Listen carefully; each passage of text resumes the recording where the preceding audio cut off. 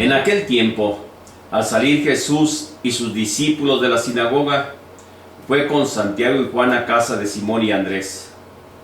La suegra de Simón estaba en cama con fiebre, y se lo dijeron. Jesús se acercó, la tomó de la mano y la levantó. Se le pasó la fiebre y se puso a servirles. Ya al anochecer, cuando se puso el sol, le llevaron todos los enfermos y endemoniados. La población entera se agolpaba a la puerta. Curó a muchos enfermos de muchos males y lo expulsó a muchos demonios. Y como los demonios lo conocían, no les permitía hablar. Se levantó de madrugada, se marchó al descampado y allí se puso a orar. Simón y sus compañeros fueron y al encontrarlo le dijeron: todo el mundo te anda buscando. Y él le respondió: vamos a otra parte, a las aldeas cercanas, para predicar también allí, que para eso he venido. Así recorrió toda Galilea predicando en las sinagogas y expulsando a los demonios. Palabra del Señor. Gloria a ti, Señor Jesús. En este domingo, que el día de mañana que estaremos celebrando, nos acerca mucho más todavía para vivir ya la próxima Cuaresma. Estamos hablando el día 17, miércoles de ceniza, iniciaremos nuestra Cuaresma. Con ese motivo, pues desde ahora ya nos está haciendo mirar un poquito la imagen, el siervo de Dios, quien sufre y padece. Ya en la primera lectura acabamos de escuchar en el libro de Job, nos presenta el dolor del hombre que ve pasar sus días en el sufrimiento, donde se pregunta: ¿por qué del mal? Las calamidades, la enfermedad, el sufrimiento, el dolor que conlleva la vida, que está pesada y llena de fatigas y dolores, y en un sentido de la vida y de la muerte, en el cual la pregunta que surge siempre en este libro de Job es ¿por qué? Y nos hace una descripción del libro de Job donde no encuentra él una salida. Le resulta agobiante todo lo que sucede, la vida es breve y Job está perdiendo la esperanza. Sin embargo, descubre que a pesar de todo eso, al final del túnel hay una luz que le ayuda a tener esperanza. Ve en Dios donde puede encontrar paz a todas las penas y sufrimientos. Complementando esta idea, nos presenta el Evangelio de Marcos y nos dice cómo los discípulos aprenden también de Jesús. Luchar contra los males, sanar a cada uno en sus necesidades, donde Marcos nos hace ver que Jesús tiene una tarea, que es para todos los necesitados. El Señor sana los corazones quebrantados y sana todas las heridas y enfermedades. Desde ahí nos presenta el mismo Evangelio una visión de cuál es la tarea de Jesús. Dice: para eso he venido. Cuando nos invita, vamos a otros lugares, porque dice, aquí toda la gente te está buscando, es decir, quieren acapararlo, y sin embargo Él dice, no, vamos a otra parte porque también allí están necesitando. Y en ese sentido, pues Marcos sobre todo, pues nos hace mirar cómo en algún momento, a través del libro de Job y a través del Evangelio, nos presenta a todos un drama entre la vida y la muerte, el dolor que se padece. Sin embargo, no se hace esperar la respuesta de Dios ante el dolor de los amigos. Yo creo que aquí podríamos mirar posteriormente también el libro de Job, como ya les decía al principio, haciendo una relectura desde la misma lectura del libro de Job. Pues más adelante nos vamos a encontrar todo el interrogante y el planteamiento que le presentan a Job ante aquella situación de su dolor y sufrimiento que padece. Los mismos amigos le dicen, pero ¿qué hiciste de malo para que Dios te castigue de esta manera? Así de ese tamaño. Sin embargo, tenemos que decir también ahora cómo la lectura a través del Evangelio de Marcos, la respuesta de Jesús ante la suegra de Pedro, se nos presenta a un Jesús que la toma de la mano, que cura su enfermedad. Nos presenta también el Evangelio a un Jesús que sale desde temprano para hacer oración y cura a los enfermos y endemoniados. Pero aquí tenemos que fijarnos en ese momento, también dice, salió muy de madrugada para hacer oración. Recordemos un poquito ya el pasaje que de alguna forma nos presenta cuando le preguntan a Jesús, ¿por qué nosotros no pudimos curar a este enfermo? Y Jesús les dice precisamente la razón, dice, se requiere de ayuno y oración. Dos cosas muy importantes y centrales para poder en algún momento actuar. Es decir, confiando plenamente en Dios. Y desde aquí, pues podemos decir también cómo de alguna forma sobre todo nos presenta a un Dios que da respuesta ante el mal.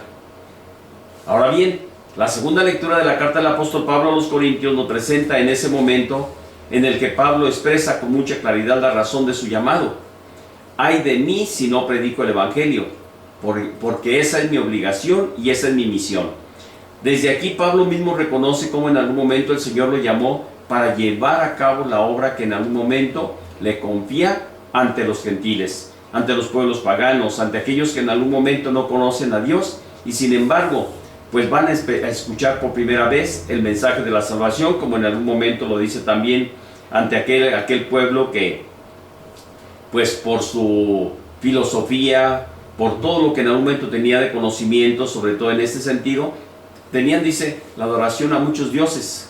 Y en este sentido, Pablo les dice, yo vengo a predicarles al Dios desconocido, en el cual ustedes tienen un altar y le ofrecen ofrendas y oraciones. Y ahí es donde viene, pues propiamente ante el pueblo helenista, propiamente los griegos, donde Pablo les va a dar una respuesta, aunque a veces no es comprendido cuando les habla sobre todo en el sentido de la muerte. Dice, de eso ya te diremos en otra ocasión. Y lo dejan. Sin embargo, ya está planteando y presentando una misión a la cual el Señor sobre todo le ha confiado. Por eso, Pablo dirá con mucha claridad, ay de mí si no predico el evangelio. Yo les decía el otro día por ahí en una celebración algo como esto. Decía, ¿cuándo vamos a descubrir que realmente Dios es parte, quién es Jesús para mí? Yo les decía, ¿quién es Jesús para mí? Incluso en la celebración, si tú lo recuerdas un poquito del domingo pasado, mi planteamiento era ese, ¿quién es Jesús para mí? Y Jesús le va a hacer una respuesta a mi vida en la medida que yo lo sienta como algo que necesito incluso para respirar. Así como necesito el oxígeno para respirar, el aire para respirar, que Jesús, cuando llegue a hacer eso para mí en la vida, entonces voy a decir, wow, aquí está, esta es la respuesta. Pero mientras tanto, voy a tener que seguir batallando, luchando, enfrentándome a situaciones, a veces incluso ante los cuestionamientos personales y humanos, decir, ¿por qué?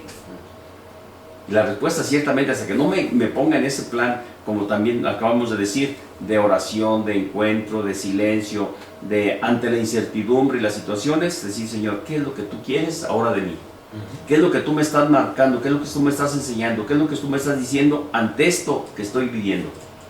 Hoy más que nunca tenemos que decir también, hay un creciente cinismo de la mentira institucionalizada en quienes detentan el poder con tal de alcanzar sus objetivos, lo que ya decíamos un poquito antes, sobre todo que hay una visión miope de la sociedad, y pues de alguna forma que tenemos que tomar en cuenta que a veces se parcializa, y tenemos muchas interrogantes aún en estas situaciones de pandemia que nos aqueja, y donde de muchas personas, familiares y amigos, hemos visto padecer el abuso de instituciones y personas sin escrúpulos, que buscan un solo beneficio a costa del dolor humano. Creo que tenemos que mirar a las personas a la manera de Jesús para poder responder ante el dolor y esta sociedad, y ahora que sufre y padece. Hoy más que nunca tenemos que decir, en las comunidades, en los pueblos, en las ciudades, hay personas que a través, sobre todo, por ejemplo, ahorita lo del oxígeno, que en algún momento decíamos, llegaron a subir el tanque de oxígeno hasta 60,000 pesos. Carísimo. O sea, es algo absurdo. Sí, aprovechándose de la situación. Eso no se vale. Es precisamente donde tenemos que preguntarnos, ¿realmente estamos valorando la vida humana? ¿Estamos valorando realmente o estamos valorando pesos y centavos?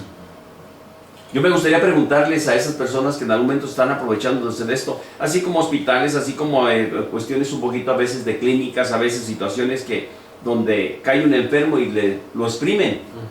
Y dice uno, esto es lo que en algún momento es cristiano. Yo creo que también tenemos que decir, las respuestas no se encuentran en la rendición ante el mal, no se encuentran en lugares comunes. Aquí es donde viene la respuesta que tenemos que dar. La podemos encontrar en el comportamiento de Jesús ante el mal, que mantiene la fe en su Padre. Primero que nada, decíamos hace ratito, oración. No discute, sino que actúa partiendo de una oración confiada. Y en ese sentido, Jesús tiene y nos lo muestra constantemente en los evangelios, cómo se apartaba de sus discípulos, se apartaba de la gente, Se iba a un lugar solitario y se ponía en ese sentido de oración ante aquellas situaciones que estaba viviendo. Es decir, busca siempre, ante todo, confiar en Dios. ¿Para qué? En su Padre, para que enseguida Él siga haciendo el bien.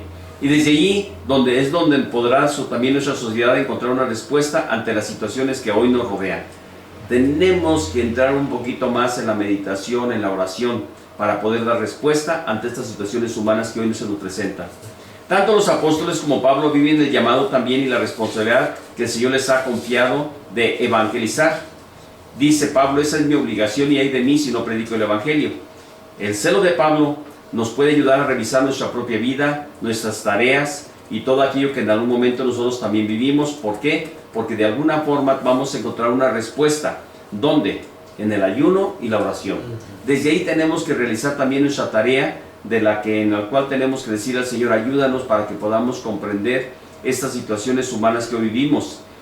Ante la enfermedad, ante el sufrimiento, ante el cansancio, ante el dolor, ante la muerte, Señor, ayúdanos para que comprendamos estas situaciones que hoy nos rodean. Y yo creo que ahí podríamos encontrar como Jesús encontró la fuerza. ¿Para qué? Para poder predicar, para poder sanar, para poder estar con aquellos que en algún momento se acercaban a Él. Yo creo que tenemos una gran riqueza hoy a través sobre todo de este cuestionamiento y este planteamiento de las lecturas que hoy nos presenta el libro de Job, la lectura de la carta del apóstol Pablo a los Corintios, la lectura del Evangelio de Marcos, en las que desde el dolor, el sufrimiento, la oración, la promesa y sobre todo el compromiso de llevar a cabo la obra de salvación. Creo que de alguna forma todos estamos llamados para dar algo en la vida y hacerlo con generosidad, con disposición. En algún momento podríamos decir con esas palabras, yo creo que podríamos centrarlo de esta manera: soy muy importante, e incluso por encima de muchas cosas, pero tenemos que reconocer en primer lugar, voy a hacerlo más cuando descubra realmente que puedo amar. Porque si no amo, va a decir, como dice la carta del apóstol Pablo a los Corintios, soy como campana que resuena, con platillos sonoros, como timbales, etcétera, etcétera. ¿Por qué? Porque no hay nada que realmente lleve aquello como ¿cómo lo diríamos en unas palabras así?